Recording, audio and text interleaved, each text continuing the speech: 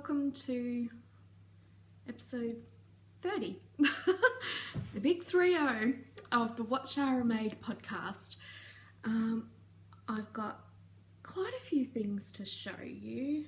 One info, a couple of whips, some acquisitions, some future cast-ons, and I've got a special announcement that I think you'll be pretty excited about.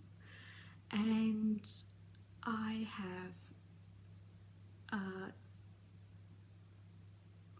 that's about it. So you may have noticed, if you watched last episode, I said I'm going to release the Strata pattern and I'm putting the kits in the Etsy shop and all those things that I plan to do, and then something has gone even worse with our internet.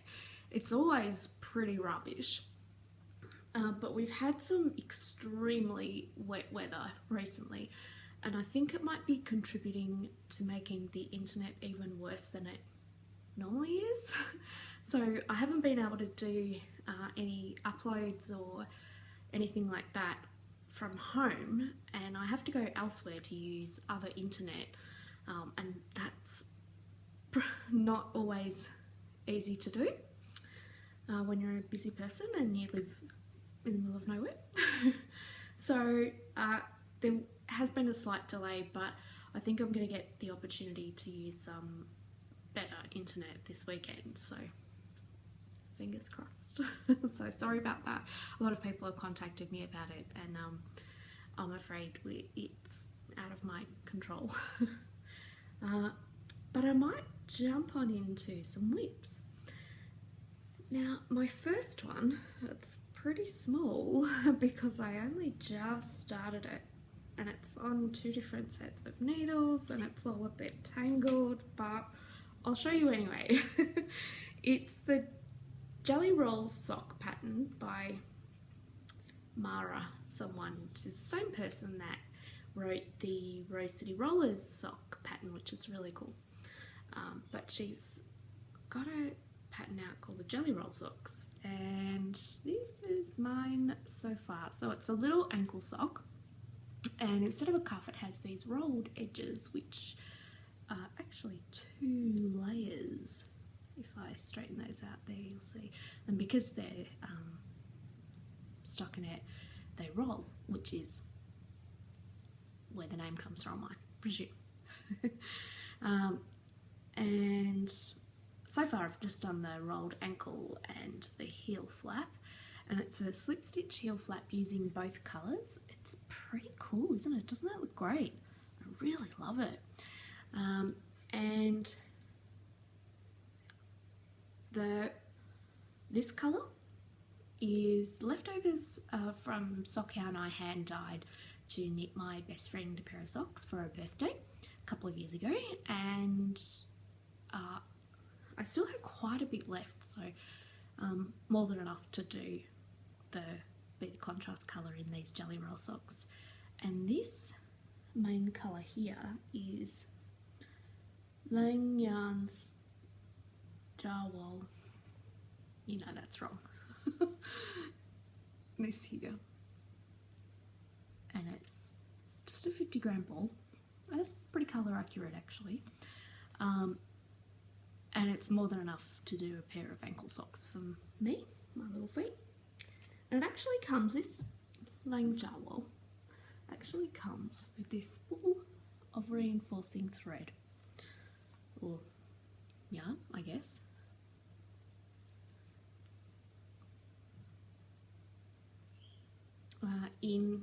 It comes inside the little skein, and I'm not entirely sure if you're meant to hold it double with your heel and toe yarn, maybe, or if you could afterwards do some reinforcing duplicate stitch in those areas if you so desired. I'm not entirely sure, but I'm going to play around with it and see. I haven't used it in this heel because it was already using 2 different yarns, and I thought it might start to get a bit complicated and a bit bulky if I'm adding extra weight to one colour and not the other. So I'm going to leave it out this time, but I'll keep it to perhaps play around with in another heel, because I think I'm going to have enough left from this to probably do heels and toes in another pair. So yeah, that was interesting. I've not used this before, and I've not used any yarn that comes with this. I think it's a great idea though. So I'm about to turn the heel and then start doing the rest of the foot. In the pattern, it does say that the because it's a slip stitch heel using two different yarns, it can get a bit tight and a bit restricting. So I went up a needle size for that. So I've gone up a needle size, and it doesn't feel restricting at all. It appears to be the size that I would expect it to be. It hasn't shrunk or anything like that, so that's handy. And the heel flap gives you a certain amount of rows that it wants you to do, but once I had done those, it seems particularly shallow, like really shallow, so I've added another repeat of the heel flap stitches, and I think that might be okay, but I guess I'll find out when I make them. So that is that whip, and my next whip is a bit of an experimental designing whip that has gone awry. So after I made those rain knits for my friend's birthday that I showed you a couple of episodes ago, I really loved the way that the Kauri Zilana possum yarn worked up in those little mitts, and I thought I would like a pair too. And I'd had this idea in my head for a little while, and I thought I'll do a little prototype and see how it goes, but using the same amount of stitches that I would normally use on this size needles with fingering weight yarn to make a pair of fingerless mitts, that's what I based this pattern on, but it turns out it's not quite right. The actual stitch pattern, I didn't really take into account that it doesn't have a lot of stretch like sideways, and you need that in fingerless mitts typically. So I'll show you the piece so far. So that's what it looks like, my totally awesome fox stitch mark that I made, but that's not what I'm showing you here. I'm showing you this stitch pattern, and I really love it. Some of you might recognise it as the same stitch pattern that I used on the little yellow sweater that I made for my friend Henrietta that I showed you a few episodes ago. It's the same one, and I didn't really take into account that it doesn't have heaps of stretch that way. And whilst these fit on my tiny little hands, like my hands are the same size as my 8-year-old niece and nephew, so I've got pretty small hands, and which means that this size would be perfect for kids. So I'll keep a note of all the numbers and everything that I use for that, so that the pattern will have multiple sizes. But I think for like adults with adult size hands, I need to go up a couple of a bit more that way, so that it fits adult hands. But I absolutely love it, regardless of it being too small presently. I absolutely love that stitch pattern, especially in this yarn, because it doesn't really show on the screen, but it's got this magnificent halo because of the possum fibre in the yarn. So I'm really loving that, really loving it. I'm going to undo that though, so I can make bigger ones. So that is that whip, and that's it for whips that I have been working on this week. You may notice one of my FOs because I'm wearing it. In the last episode, I told you that I was about to start swatching. As soon as I stopped filming, I was going to start swatching for the Humboldt sweater by Anna Maltz, and I did. As soon as I stopped filming, I turned the camera off and I went and sat down and I swatched for this sweater. And I had read on Ravelry in other people's project notes that it was a really quick knit, and I thought, oh yeah, great, that's fantastic, because I was going to a little knitting event on the following Wednesday, and I thought, I wonder if I could get it done to wear to that. So I did my best, and on Tuesday night I stayed up really late and cast it off, managed to. So I started it on Friday night and finished it on Tuesday night, so that was sweet for an adult sweater. It is a cropped sweater, but still, I was very pleased with myself. It is a quick knit because you use a strand of worsted weight yarn and a strand of fingering weight yarn held double, so you can imagine that's pretty bulky. I think it was on 5mm needles. I just did whatever the pattern said, and my gauge matched, so that was good. It was a pretty easy knit. This Marlisle, it's called Marlisle, effect on the front was easy to do. The only point in the pattern where things started to get a bit complicated and I really had to concentrate was in the from once you join the, because it's bottom up, you knit the body, then you knit both the sleeves, and then you join them all together and do the raglan shaping for the yoke. And once I'd done that, there was a lot of at the same time things happening, and so while you're decreasing at a particular rate for the front and the back, you're decreasing at a different rate on the sleeves, and then that rate changes partway through for both of them, and never at any stage do they match up. So it was reasonably I don't want to say difficult, but you definitely need to concentrate, and I couldn't like talk to anyone else while I was doing it, and I had to keep very extensive detailed notes on which decrease I was up to on which row and which section and things like that. So it wasn't portable in any way, so I just had to sit in one spot and tick off each increase, and you know. But once I got past that, it was fine, totally fine. And I did end up with a different amount of stitches once I'd completed all the decreases than the pattern said I should have, and the amount of stitches that it says in the pattern, I did have difficulty understanding the stitch counts towards the end. The stitch counts that were written in the pattern didn't actually fit with the stitch pattern that you were required to do for the neckline. So I did have to alter that so that the neckline patterning would fit into the stitches, but it wasn't difficult to do. But then when I had finished it, the neckline was extra large, and it wasn't comfortable to wear because it was slipping and sliding all over the place because it was huge.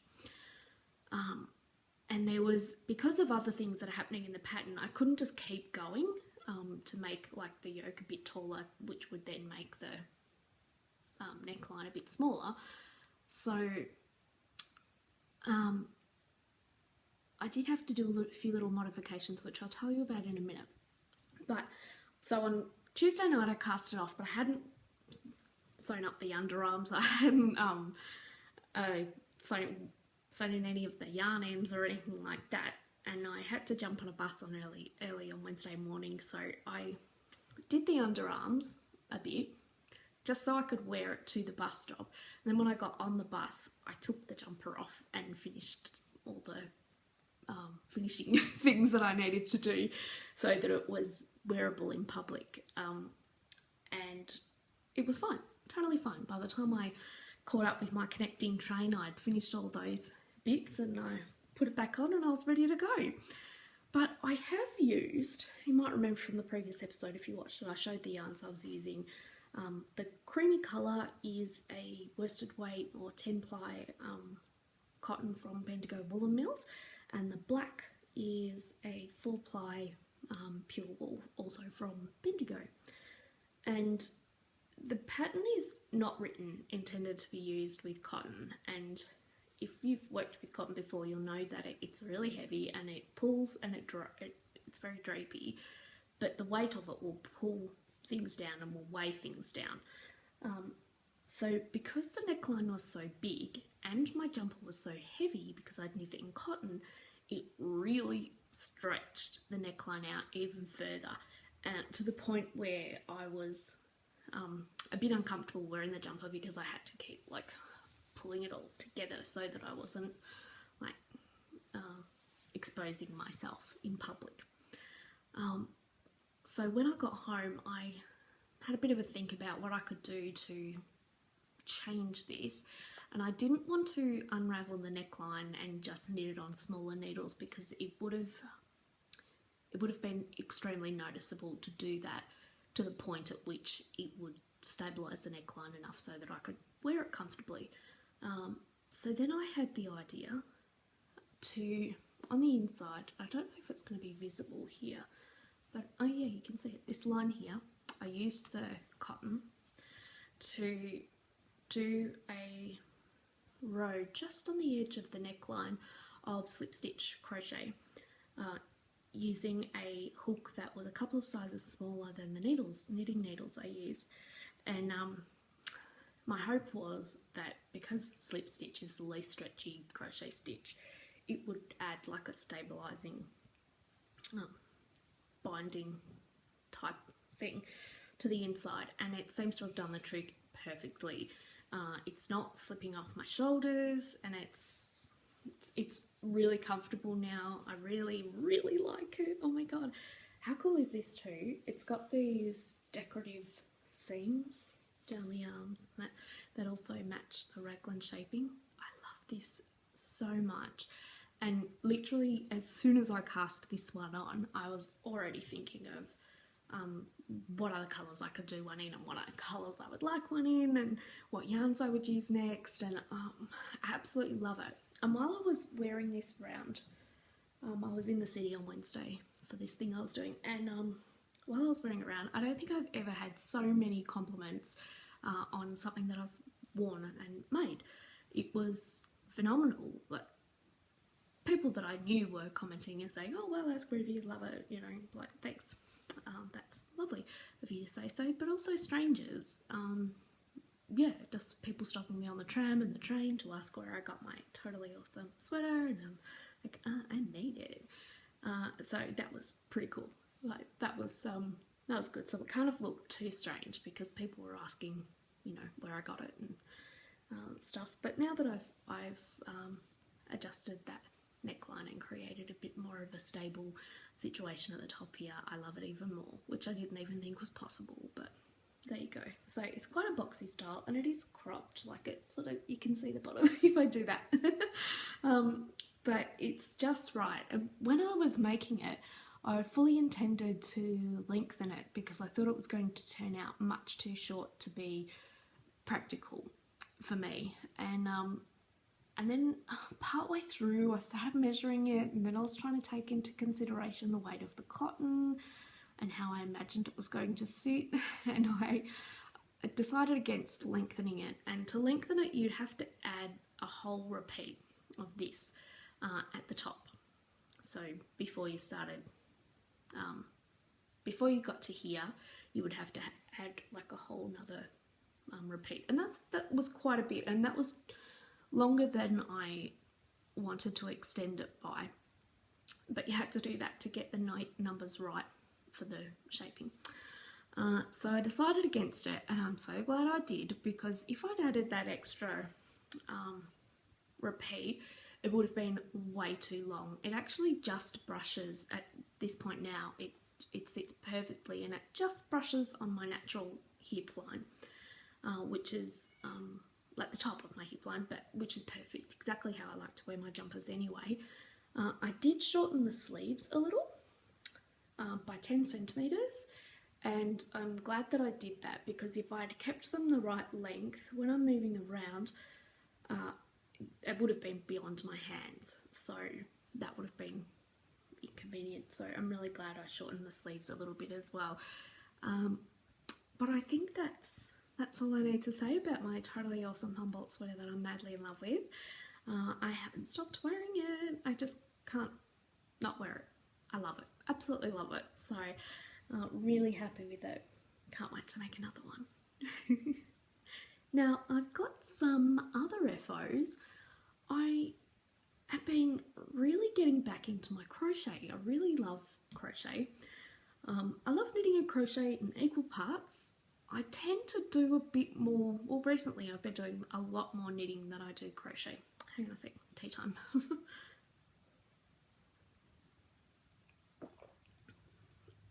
Sorry about that. But I've been really eager to get back into my crochet. So, there's a page that I follow on Facebook from a designer who is Mama Chi, and I think she's in Alaska.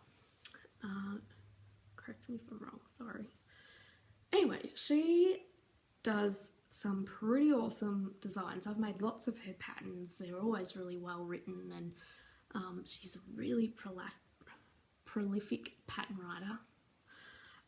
And they're all gorgeous. She's really clever.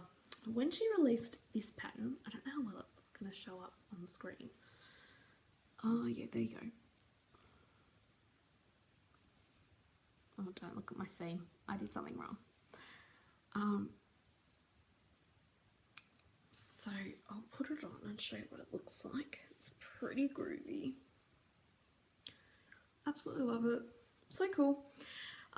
So this pattern is called the Milestone Hat, and it's sort of a crochet version of brioche. So you're probably familiar with brioche knitting. This is the crochet equivalent.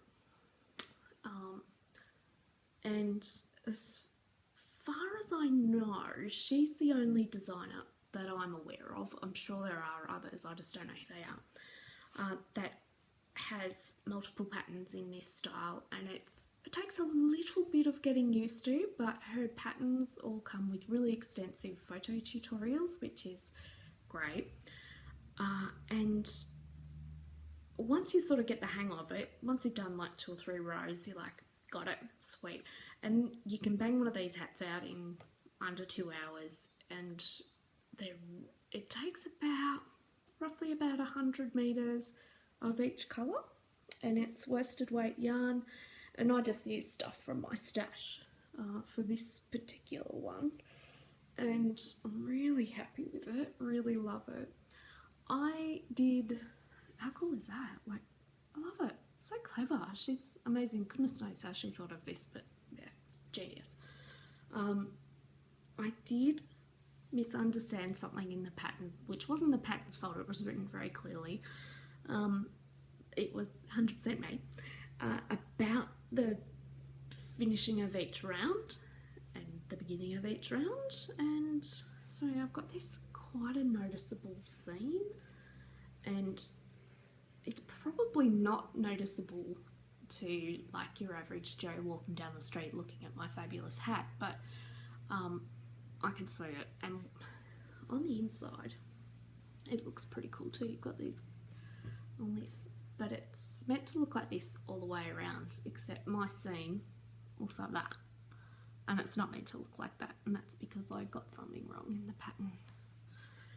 So then I was determined to do another one, because it was about this point in the hat, starts from the bottom up and goes up to the crown. It's about this point in the hat that I realised I was doing something wrong and figured out what was actually meant to be happening. So that was annoying. But once again, 100% my doing, nothing to do with the pattern. So then I was really keen to make another one that didn't have that strangeness in it. And I did. I got some more yarn from my stash and I made this groovy one.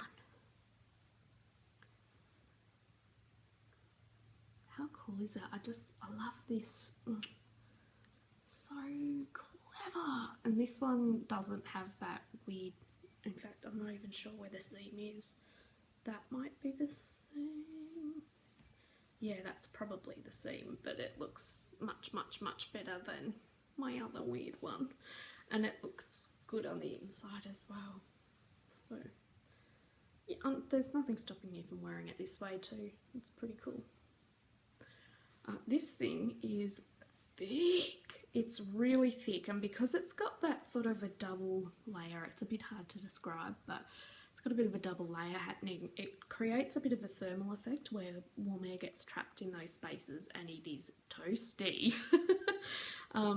I had this one with me yesterday when I was walking back from town, and I got caught in the rain, and it was not just a bit drizzly or a bit of a shower, it was torrential rain, and I had a raincoat on, but I didn't have an umbrella, and I had some bags with me, and I got absolutely saturated except for the parts of me that were covered by the raincoat, which was like, you know, from the hips up. But I had this hat in my bag, and I wasn't planning on wearing it, but I had to wear it home, and I was thankful that I had this big chunky warm beanie on yesterday. But this is my green one, and I'm mad for it. I absolutely love it. Those patterns, that's so clever and cool. I really love it. Can't wait to wear it again next winter, although to be honest, our weather is pretty wintry at the moment anyway, so I'm still getting to wear wintry things. So that's my FOs, my whips, and I might do acquisitions now because they're part of the future cast-ons. When I was walking past a shop in my town recently, I noticed in their window this very cool knitting book. They're not a knitting shop. We do have a yarn shop in my town, and it's really beautiful, but this book wasn't in the yarn shop. It was actually in the shop next door to the yarn shop. So that's weird, but anyway, I happen to have this knitting book, and it's really gorgeous, and it's actually one that I've been checking out online for a little while now because it came out a few years ago. I wonder if I can see exactly when it was published. Oh good, it doesn't have a year on it. Oh, that's odd. Oh, 2012 it came out, so it's 4 years old. And it just happened to be that I've been rewatching the Bletchley Circle. If you're not familiar with it, it's set in the 1940s, just after the end of World War II, and it's a group of women who were code breakers in the Second World War for the British Army, and the place where they did all their code breaking, which was a real place, is called Bletchley Park. And after the war has finished, these women go back to their normal lives, but they can't let go of their amazing code breaking skills, and they use them to solve crimes, and they're really cool. And in the show, in every episode that I had watched up to the point where I got this book, that someone had been, at least one person had been knitting in each episode, and all of the characters were wearing magnificent hand knits, and they were just really beautiful, really inspirational, and I was really inspired to knit something of that era. I really enjoyed it. Then, when I was walking past this shop on my way to my local yarn shop, I came across this book in the window of the shop. Vintage Design Workshop by Geraldine Warner. How gorgeous is that top? I just love it. Anyway, it is full of gorgeous patterns like that. I love that so much, and that all of them. There's not one dud in the book. I absolutely love every single one.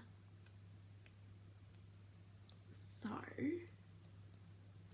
and it's not so much a pattern book for specific patterns as it is all the different components that you can put together to make vintage style patterns, and how to adjust sizing and put this sleeve into that shaped shoulder, and apply different stitch patterns to different shaped items, and how placing certain stitch patterns in certain areas will affect fit and things like that. So it's really interesting from a design perspective.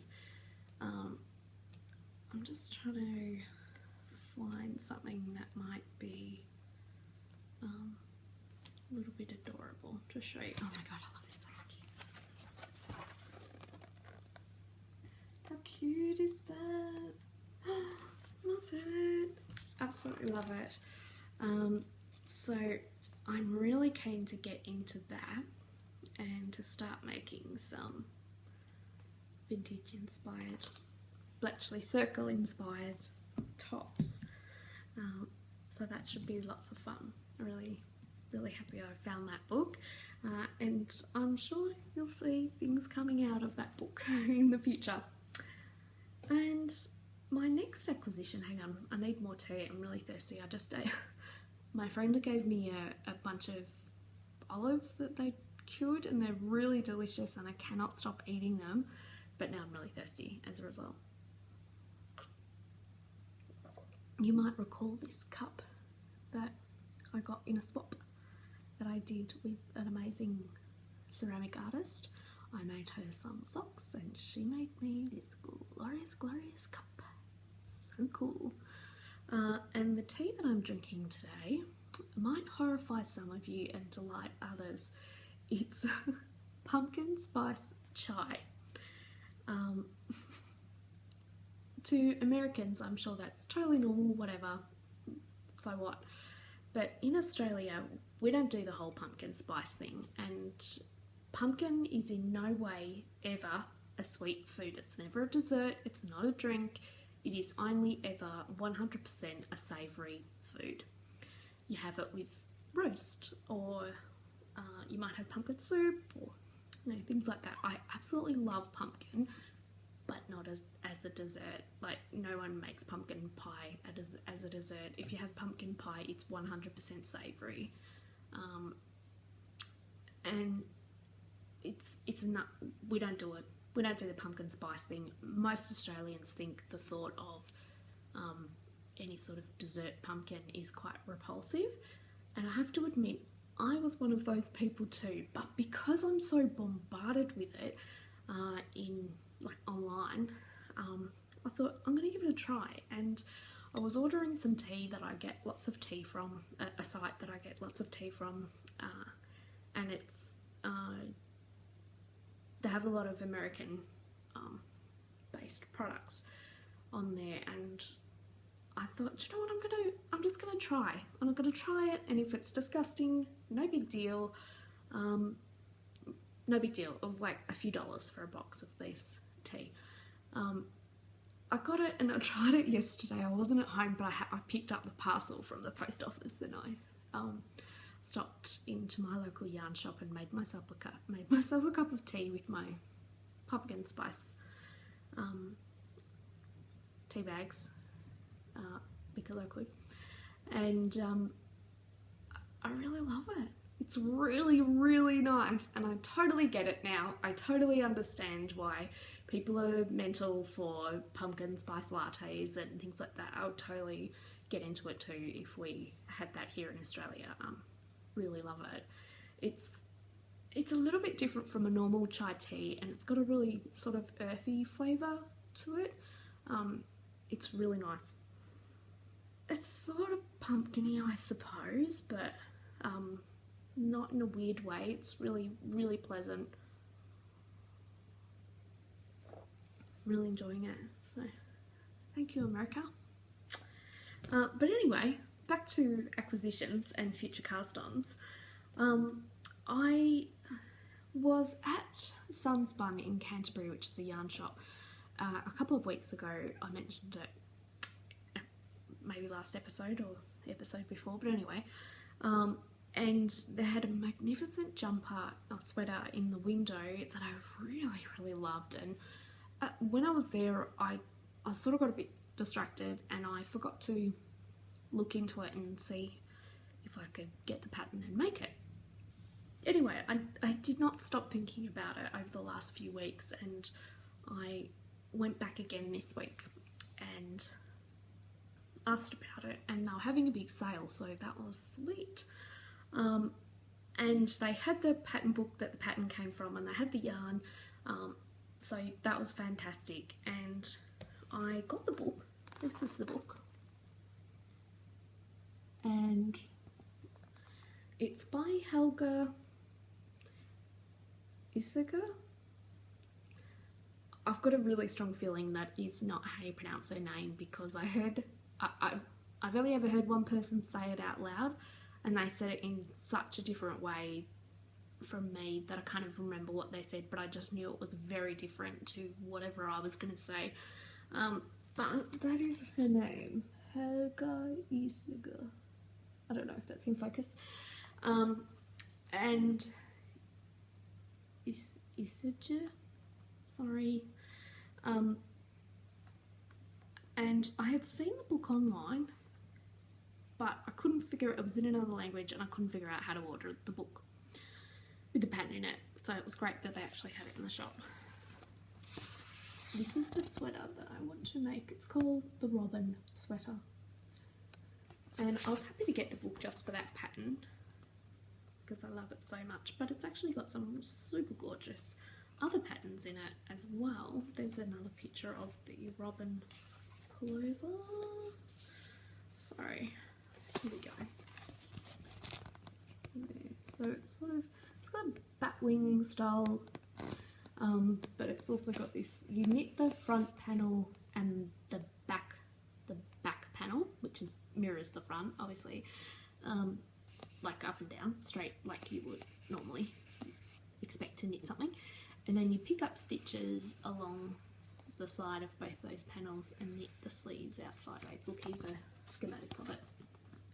There, you get the idea there. So it's got these dolman or batwing sleeves, which I really love, and I really loved it. The sizing is a bit unusual, and I wasn't 100% sure what size I was going to make, so I decided just to get enough yarn to make the large, and it only has small, medium, large in the sizing, so I thought I'll get enough yarn to make the large and I can go from there and I'll be safe. So I got the yarn. It's knit in Isager, anyway, spinning tweed, and this is it here. You can have a go at pronouncing that yourself if you like. Any hints on how to pronounce it?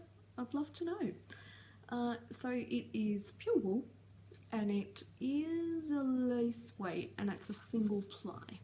So it's got quite a bit of bite to it. It's very natural, lightly processed wool. It's not a superwash at all, but it's not like annoyingly scratchy or anything. It's no superwash merino, but it's not, wouldn't bother me to wear it. I'll probably wear it like a camisole or something underneath it anyway, just because of the nature of the fabric, but yeah, totally not bothered by that. But this is the colour I got. It doesn't appear to have a name, it's just colour 265, so make of that what you will, but it's sort of like a dusty teal.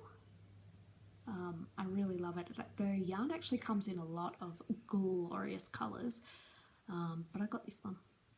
So I'm hoping to start that soonishly when I get off my crochet hat bender.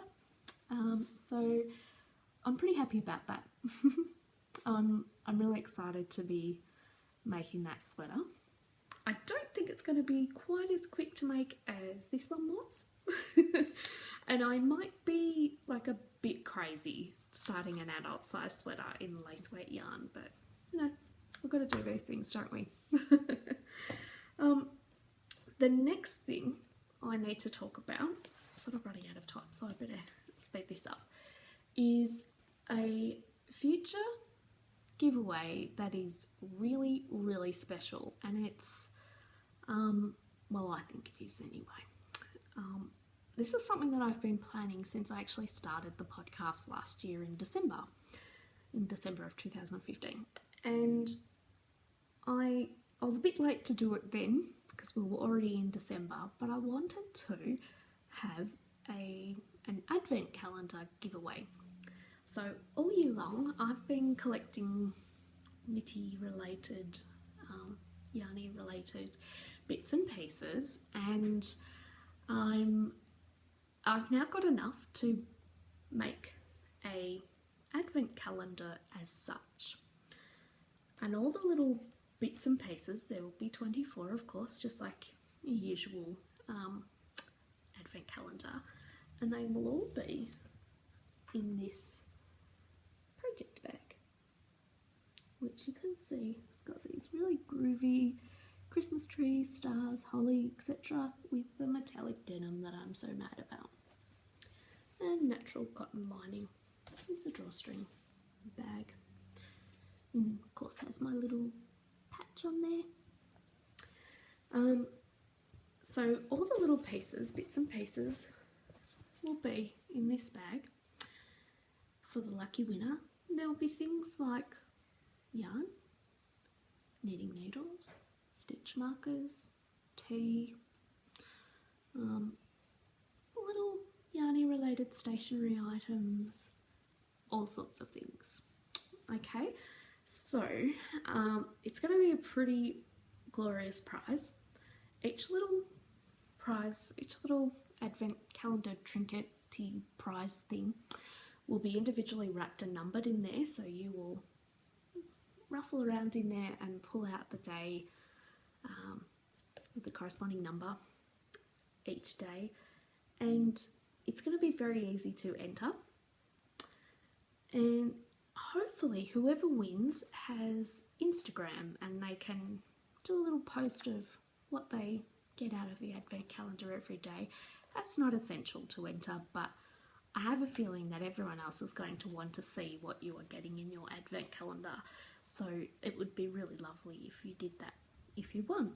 Now, to enter, I'm going to have a thread in the Ravelry group, and there's a link to the Ravelry group in the down bar below this video, and the prompt in this thread is going to be, tell us about your holiday knitting. And if Christmas is not your thing, that's totally fine. You're not going to be excluded, although it is a Christmassy prize, so I don't know.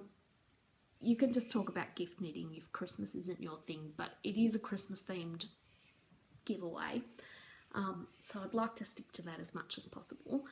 And tell us about your Christmas knitting. Are you planning on knitting gifts for people, or crocheting gifts, or weaving gifts, or anything fibery? Have you made some in the past? Have you received some in the past? Have you made some that were a roaring success?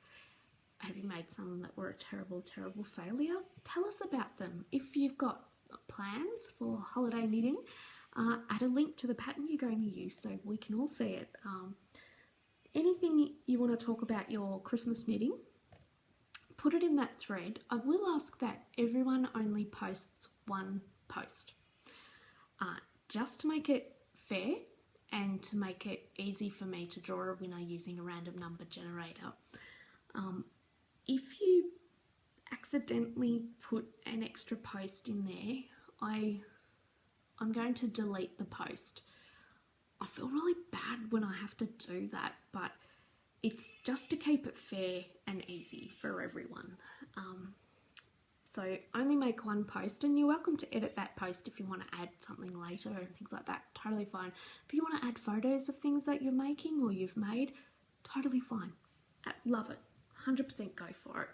Just one post each in that thread, please. And that thread will be open for a few weeks, and I will draw a winner.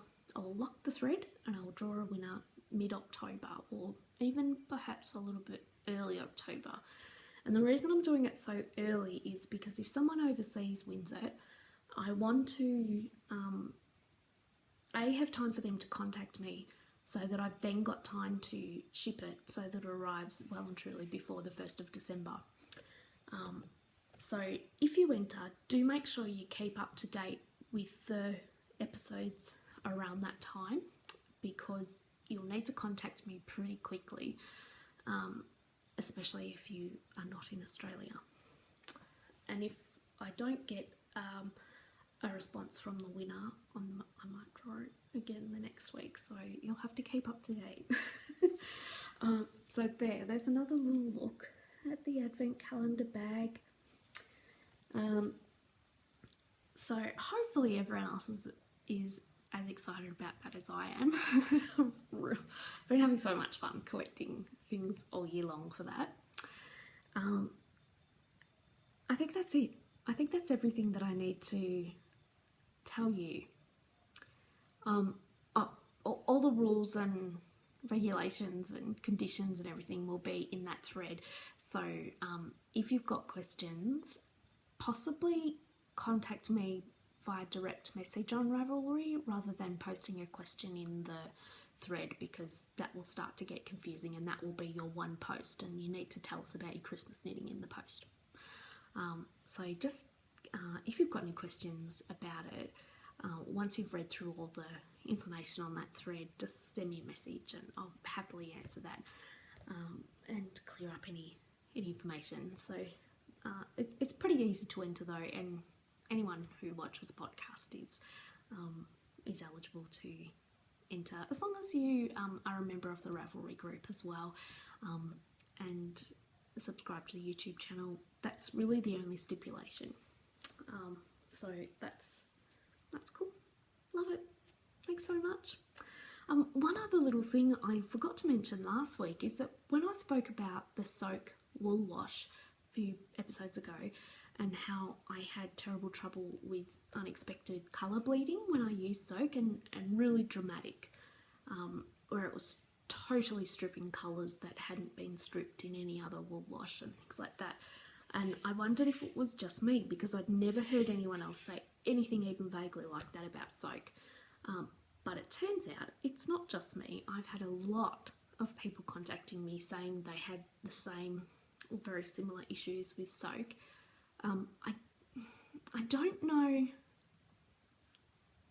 I don't know why it happens. I'm not a scientist, but I do suspect, because it doesn't happen to everyone, that it's got something to do with the water. Whether you have hard or soft water, or perhaps even what the pipes are made out of. I don't know. Once again, not a scientist. So I can't give you any answers in that respect, but if it's happening to you, you're not alone. It's not just you and me, it's a bunch of people. So there's obviously something, and I suspect that the company might not be aware of it. So I think I might contact them and just ask them about it, let them know that that's the issue, and see, maybe they've got a really clever, interesting solution for me about it, and I'll be able to use up all my soak that I have sitting in the laundry. I don't know. We'll find out, and if I do hear anything back or get any more answers about it, I'll let you know on the podcast. So that is definitely it now. I'm done. Got through it all. So thank you once again for joining me. Hopefully I'll see you again soon. I've got a pretty hectic week coming up, and there is the chance that I won't get to film next week, so there might be a little bit of a gap in here, and with any luck I will be able to get the strata pattern and the kits up online as well as this, and hopefully it won't take me 4 days to publish it like the last episode, so that will be great. Thanks again, and I'll see you all again soon. Bye.